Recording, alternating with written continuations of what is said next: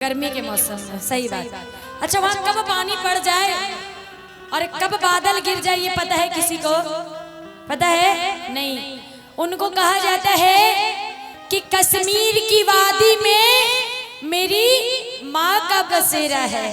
तो एक बड़ा ही प्यारा सा भजन, एक भक्त जाता है वैष्णो देवी और सोचता है कि मैं जब जा रहा हूँ तो माँ को चुंदरी उड़ाऊंगा, और वो घर से जब निकलता है तो माँ का एक ध्वजा लेके जाता है कि मुझे वैष्णो देवी पहुंच के माँ का ध्वजा लहराना है। मगर जैसे वो कटरा पहुंचता है और चढ़ाई शुरू करती है तो बहुत ही तेज बारिश पड़ने लगती है और पूरी आंधी तूफान चलने लगती है।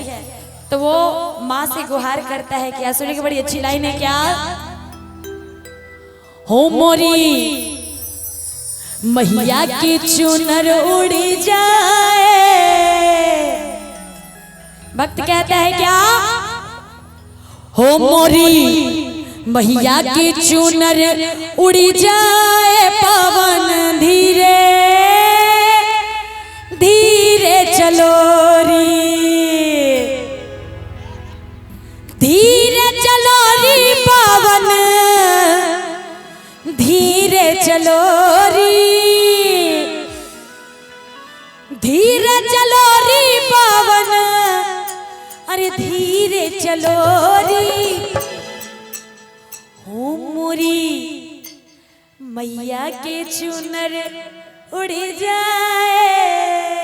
जरा दोनों हाथ उठाइए ताली के साथ, ताली।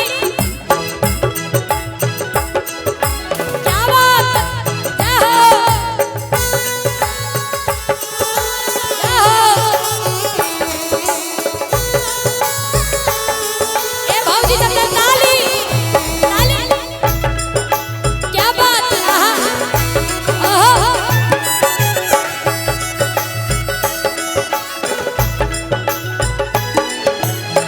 मैया की चुनर उड़ी जाए,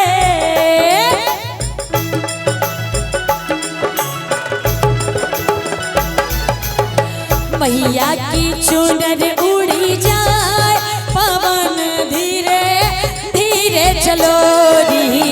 मैया की चुनर उड़ी जाए, पवन धीरे धीरे चलो री, धीरे चलो री पवन धीरे चलो री, धीरे चलो री पवन धीरे चलो री।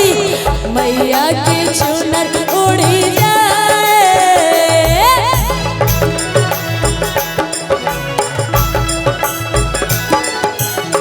मैया की चुनर उड़ी जाए, पवन धीरे धीरे चलो री। मैया की चुनर उड़ी जाए, पवन धीरे धीरे चलो री। आहा, क्या बात, ताली, मीठी मीठी ताली।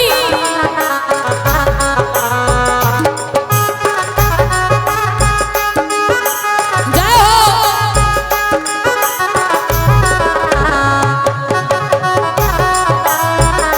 जय हो।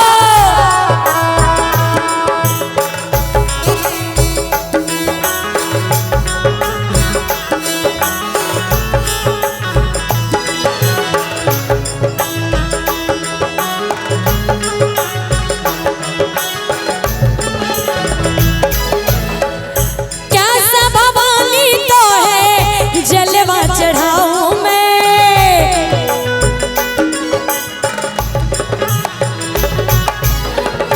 कैसा भवानी तो है जलवा चढ़ाऊं मैं।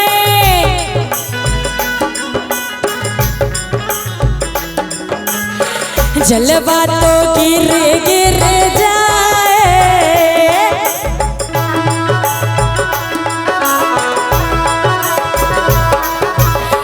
जलवा तो गिर गिर जा, पवन धीरे धीरे चलो री। जलवा तो गिर गिर जाए, पवन धीरे धीरे चलो री। आहा, क्या बात।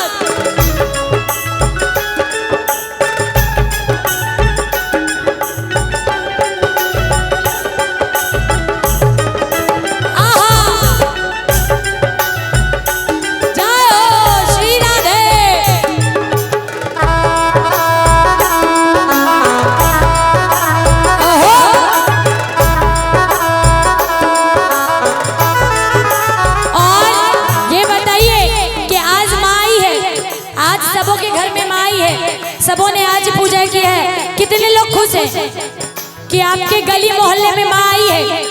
कितने लोग खुश है बस, और बाकी सब नाराज है क्या? मतलब आप लोगों को खुशी नहीं हो रही है कि आपके मंदिर में, आपके गली मोहल्ले में दुर्गा माँ आई है? कितने लोग खुश हैं? जरा दोनों हाथ उठा के दिखाइए, कितने लोग खुश हैं? कहना है कैसे कि बाटो बाटो आज बधाई,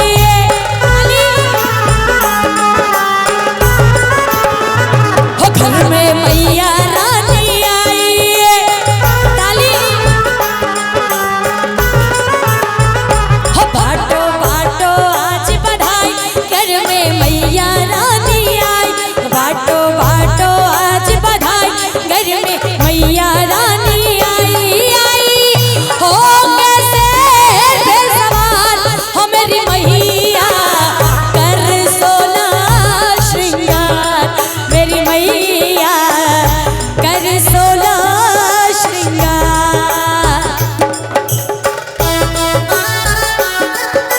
ताली, जरा ताली बजा के, जरा ताली, ओहो ताली इधर से,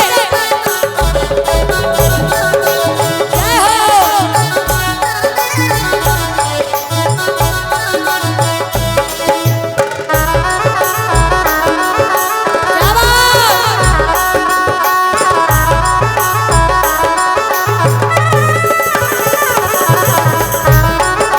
क्या बात, जय हो।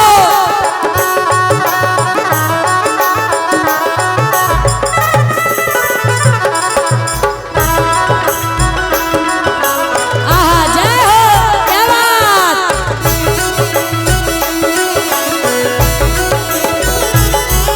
और माँ से कहना है क्या, सजा दरबार तुम्हारा बड़ा सुंदर है नजारा, हमें लागे है प्यारा हो मैया, सजा दरबार तुम्हारा बड़ा सुंदर है नजारा, हमें लागे है प्यारा हो मैया, हो पावन मंगल बेलाई दे, बाज रही सहनाई, पावन मंगल बेलाई दे, बाज रही सहनाई, आई हो कैसे बेसवार हो मेरी मैया। अच्छा, कितने लोग श्रृंगार करके आए हैं? उठाइए हाथ। इसमें शर्माना क्या? श्रृंगार किसके लिए बना? इन लोग के लिए क्या? किसके लिए बना? हम लोग के लिए ना, हम तो करके आए हैं।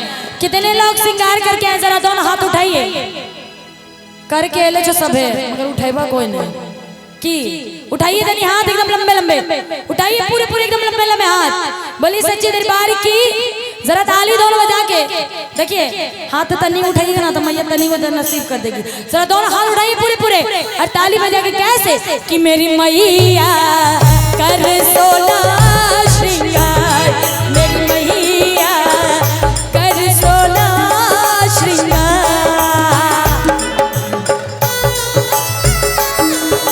क्या बात, जरा ताली बजा के इधर वाले ताली।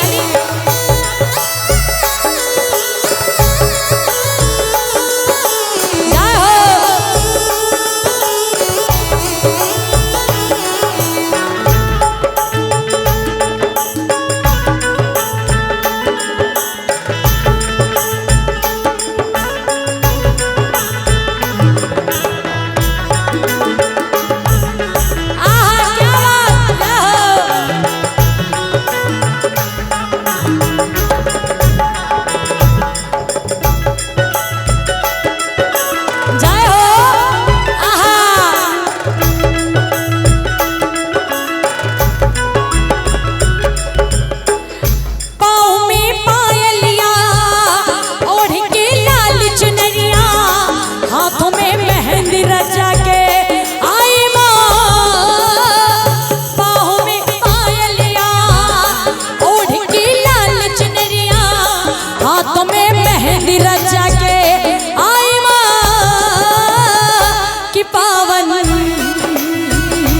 पावन मंगल बेलाई में बाज रही सहनाई, पागल मंगल बेलाई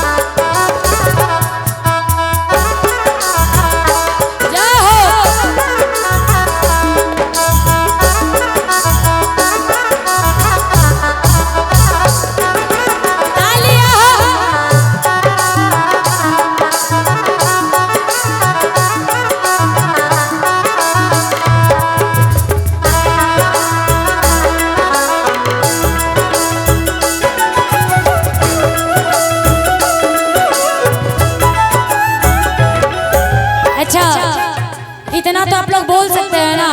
आप लोग को बोलना है जय हो वैष्णो धाम की। क्या बोलना है? क्या बोलना है? जय हो वैष्णो धाम की। हाँ 2 मिनट। हाँ तो बोलिए जय हो मैया नाम की, जय हो मैया नाम की, जय हो वैष्णो धाम की। चीटिंग नहीं, इन लोग से पूछ रहे हैं। हाँ जब आपको बोलेंगे तो आप बोलिएगा। उठाइए जरा दोनों हाथ। देखिए जो जो वैष्णो देवी जाना चाहते हैं वही उठाइएगा। जो चाहते हैं कि अगर जब तक जिंदगी रहे माँ एक बार जरूर आऊंगी, मगर मेरा कहना है कि माँ जब तक मेरी सांस चलेगी साल में कम से कम एक बार नहीं तो 2 बार जरूर आऊंगी।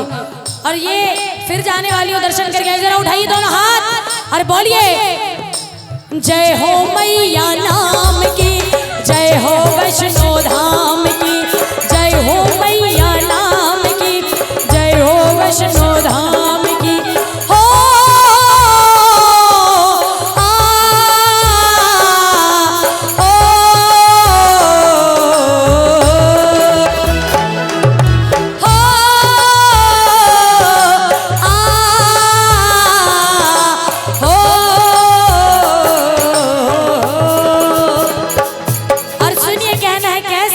सारे का ध्यान किधर है मुझे नहीं पता, पर मेरा ध्यान आप लोग में है। तो बोलिए पालकी में होके सवार चली रे, मैं तो वैष्णो रानी के द्वार चली रे। कहते हैं कि अगर जन्नत का नजारा देखना है सारे देश विदेश घूम लो, मगर जो आनंद मेरी माँ वैष्णो देवी के द्वार में है वो दुनिया के किसी कोने में नहीं है। जरा उठाइए दोनों हाथ इधर से। भाऊजी साहब ए बहिन सब तनी उठाओ हाथ और ताली बजा के। कैसे पालकी में होके सवार चली रे, मैं तो वैष्णो रानी के द्वार चली रे।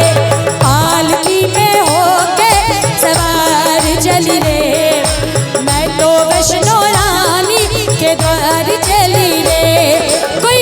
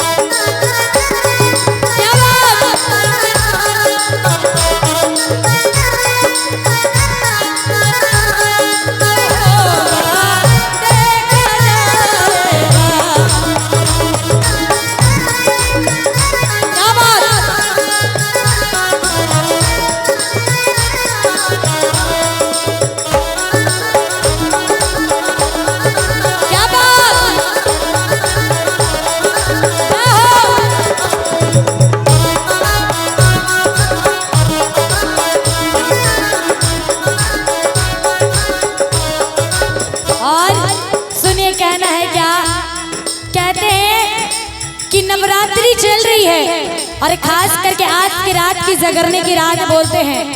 आज महामाई का 16 श्रृंगार होता है। तो एक चीज तो मेरे हाथ में बाकी रह गई, कल पूरी कर लूंगी। कहना है क्या, सुनिए क्या कि मेहंदी राचन लागी मैया जी थारे नाम दी, मेहंदी राचन लागी मैया जी थारे नाम दी। आई सुबह घड़ी देखो माँ आंगन आई, देखो सुबह घड़ी देखो मारे आंगन आई। बाजे बाजे रे सहनाई मैया थारे नाम दी, बाजे बाजे रे सहनाई मैया थारे नाम दी। आई सुबह घड़ी देखो माँ आंगन आई, आई सुबह घड़ी देखो मारे आंगन आई, आई सुबह घड़ी देखो मारे आंगन आई। देखो सुबह घड़ी देखो मारे आंगन आई, आई सुबह घड़ी देखो मारे आंगन आई, आई सुबह घड़ी देखो मारे आंगन आई, आई सुबह घड़ी देखो मारे